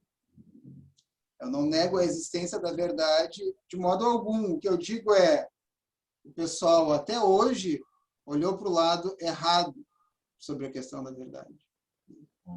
Era necessária uma outra estratégia. Eu gosto daquela brincadeira que o Alan Moore faz em Watchmen, né? Eu sou leitor de quadrinhos, e ele, trabalhando com Ozymandias, fala no nó górdio de Alexandre. Então, o nó górdio de Alexandre é a questão da verdade no processo penal, que é a grande questão do processo penal, como a grande questão do direito penal é a culpabilidade, sem dúvida. O grande tema do direito do processo penal é a verdade. Bom, nó górdio. Durante séculos esteve o nó lá e ninguém conseguia desatá-lo. Era um nó impossível.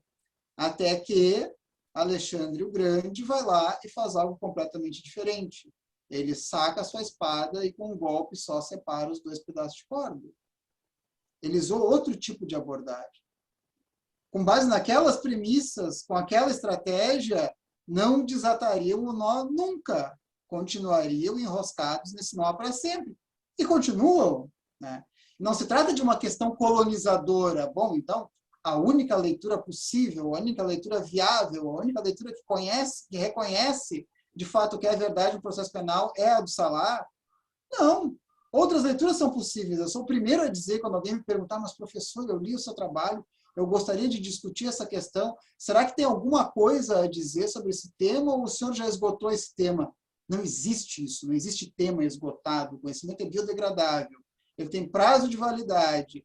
Ele vai ser superado por algo que venha desde um outro horizonte, de uma outra leitura, de uma outra fundamentação, a dizer algo diferente. Mas o que o pessoal está dizendo e o que eles estão escrevendo e o modo com que eles estão trabalhando essa questão é reciclagem daquilo que já foi e que é foco direcionado de modo equivocado, pressupondo que a verdade está no processo quando ela não está. Eu quero ver como é que eles saem deste nó, que é o nó que eu proponho a eles, se me enfrentassem abertamente. Pois saia desse nó. Então, você quer trabalhar com o conceito de verdade como correspondência entre um juízo e uma realidade que é externa a ele? Onde está a realidade externa ao discurso no processo penal? Não está lá. O conceito de verdade por correspondência é completamente imprestável. E quem continua insistindo nisso já começa os seus textos se desculpando, que é o caso do próprio Gustavo. Mas assim, ainda que eu continue a trabalhar em um conceito de verdade por correspondência. Bom, já começou, né, desde uma abordagem que não é inovadora, que na realidade reproduz aquilo que já foi feito e que, pelo menos desde a minha leitura, que é minha, não é a verdade sobre a questão, é insuficiente.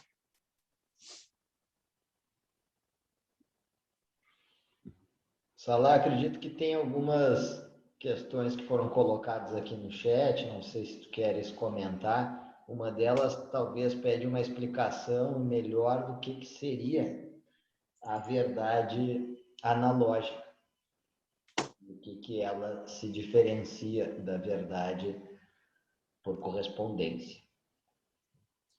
Então, vamos lá. Quando a gente pensa em verdade analógica, a gente pensa em substituição, a gente pensa em algo que substitui uma falta e que substitui essa falta narrativamente, por meio de uma narrativa que é fundamentada em determinadas provas.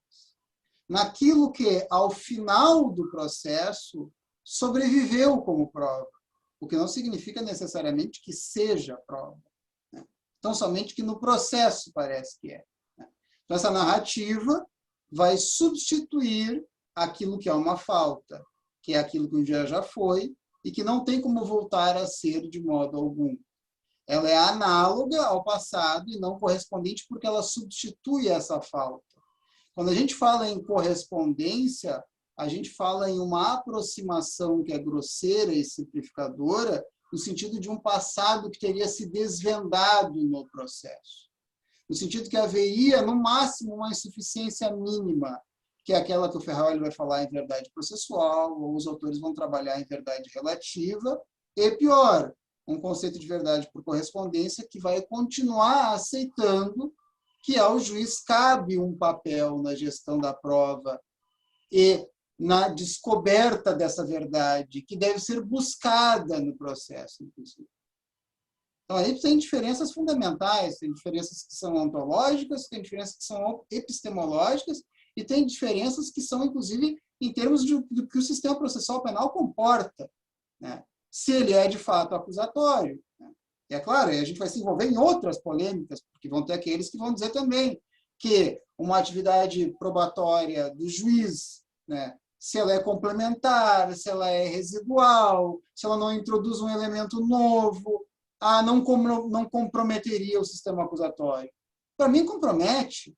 Para mim, não existe isso. Eu não quero discutir em que medida houve um comprometimento das garantias e das regras do jogo por meio de uma atitude localizada e isolada do juiz que eu pudesse apreciar. Não, para mim, o juiz não interfere na gestão da prova e fim. É o que determina um sistema acusatório, né? E a epistemologia que dá suporte a essa não interferência e que demonstra de modo explícito como essa interferência produz perturbações, porque ele efetivamente estará a colher subsídios para fundamentar a narrativa que é sua, com base naquilo, como o Jacinto diz, aí sim, que ele já decidiu, né? Então, aí, neste caso, tu tem a prova como argila que é moldada de acordo com a vontade do juiz, né? E aí ele vai construir a própria narrativa depois, de acordo com esses motivos de prova que ele buscou, segundo a verdade que ele elegeu inicialmente. Claro, ao final, essa verdade será igualmente análoga ao passado e possivelmente será uma violência, será um erro, será uma narrativa apoiada em motivos de prova falsos. Então, sim, eu penso que há diferenças significativas em dizer ser como e não ser, e entre dizer a verdade correspondente foi encontrada, como se ela estivesse lá, né? Uma arquitetura inspira a cautela e o cuidado que a gente deve ter num processo penal, cuja ênfase reside nas regras do jogo.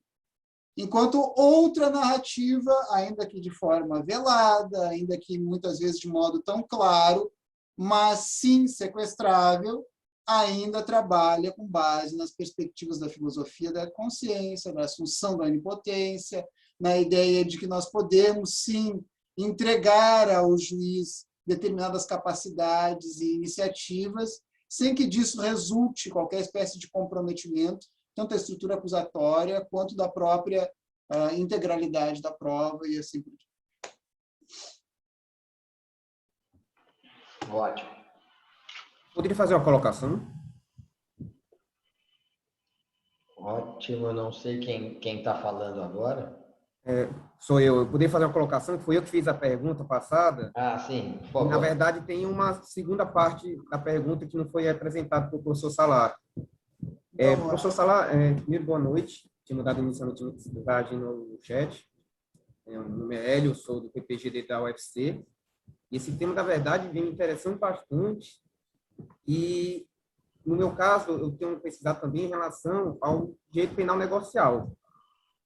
E, na minha pergunta, eu até fazia uma relação entre a verdade como correspondência, mas por aproximação, a qual alguns autores entendem que não é possível jamais ter certeza absoluta, por mais que a verdade possa ser entendida como absoluta, mas a nossa certeza sempre vai ser relativa. E eu achei bastante interessante a sua colocação sobre a verdade como analogia, né, no sentido de que ela é construída de forma de narrativas.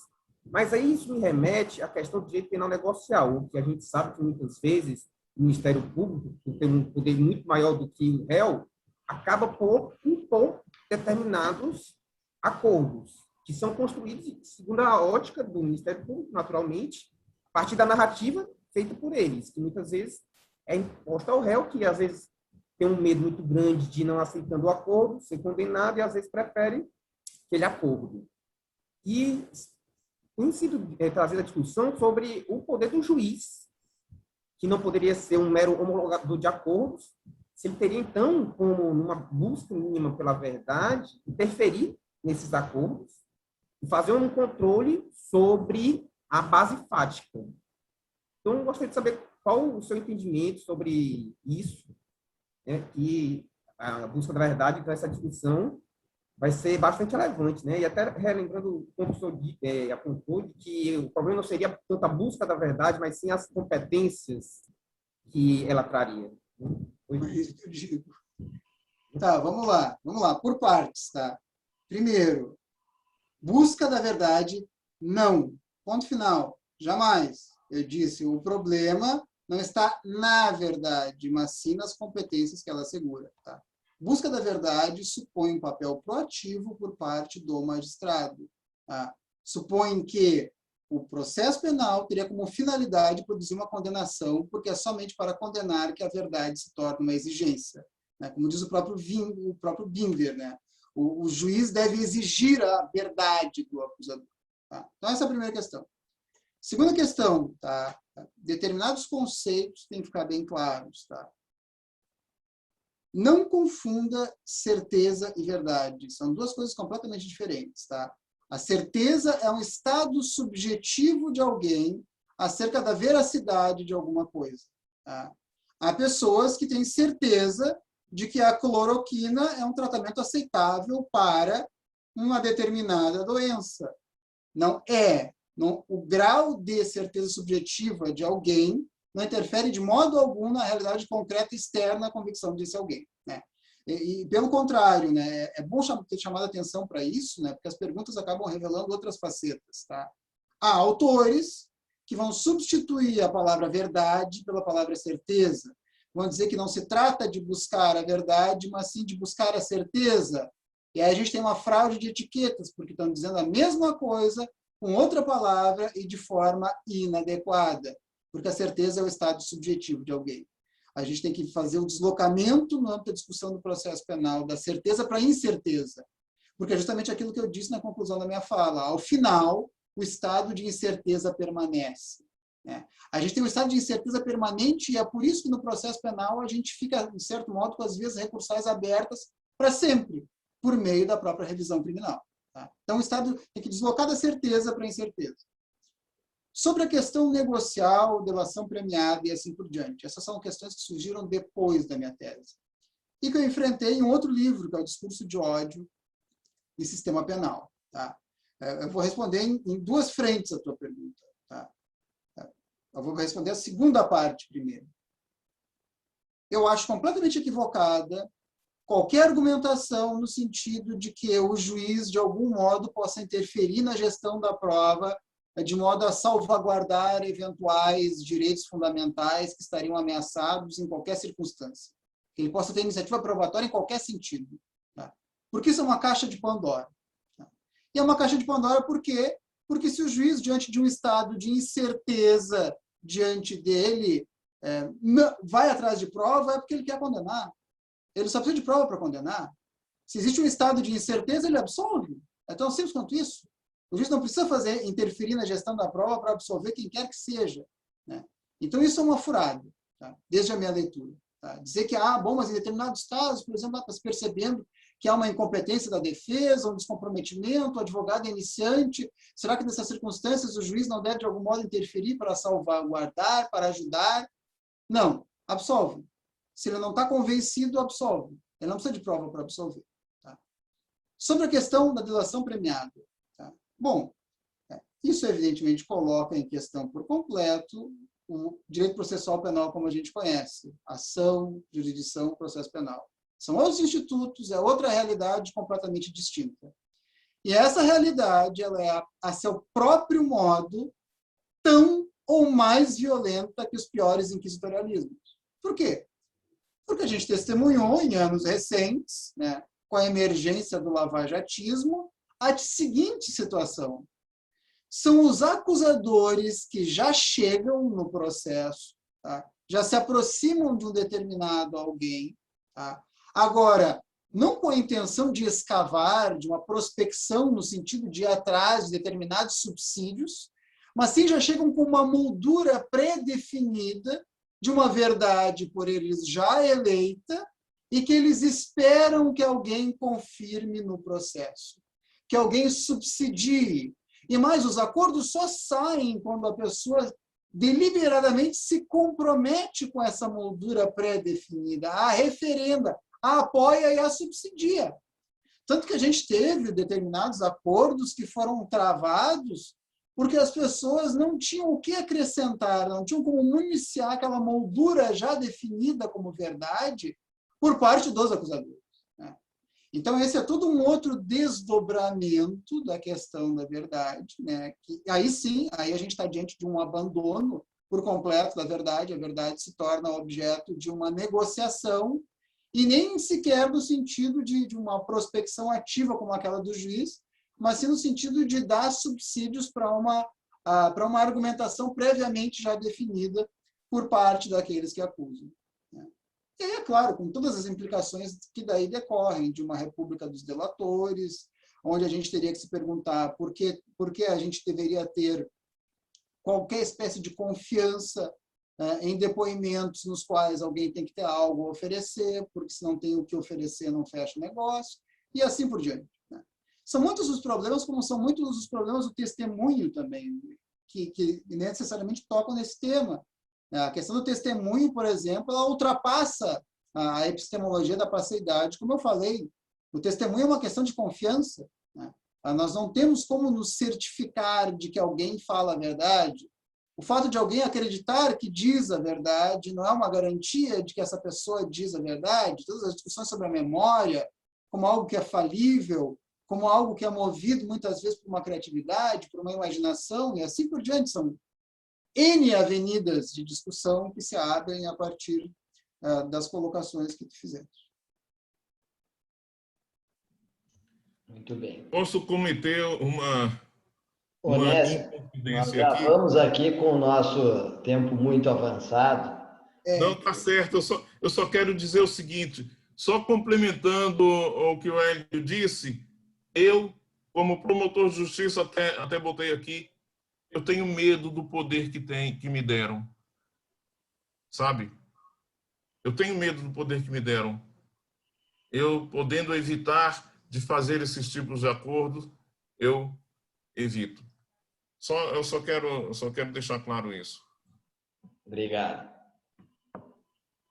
Eu acredito que a fala do professor Salah aqui não nos trouxe só uma tese, mas também nos trouxe uma série de inquietações que nós continuaremos pensando. Uma delas que me fica aqui, e obviamente não precisa ser travada nesse momento, é qual é a importância da verdade analógica para a estruturação do direito, do processo penal e da realização de alguns objetivos da República Federativa do Brasil, inscritos na Constituição, quando se fala na construção de uma sociedade livre, e é a segunda palavra, justa e solidária. Então, se essa verdade analógica teria alguma ligação com isso ou não. E também algumas questões, Salah, sobre a relação da ontologia com a lógica, né? E o juízo de certeza, que é a probabilidade igual a 100, segundo o que dizem todos os autores analíticos. Certeza é a probabilidade igual a 100. Se isso é pessoal, subjetivo, ou se isso é contextual. Mas acredito que são questões que abririam várias e outras palestras e algumas conferências. Eu não vou cansar aqui o professor Salah com essas ideias. Eu acho que ele nos deixa um rastro a ser seguido, e aqui o uso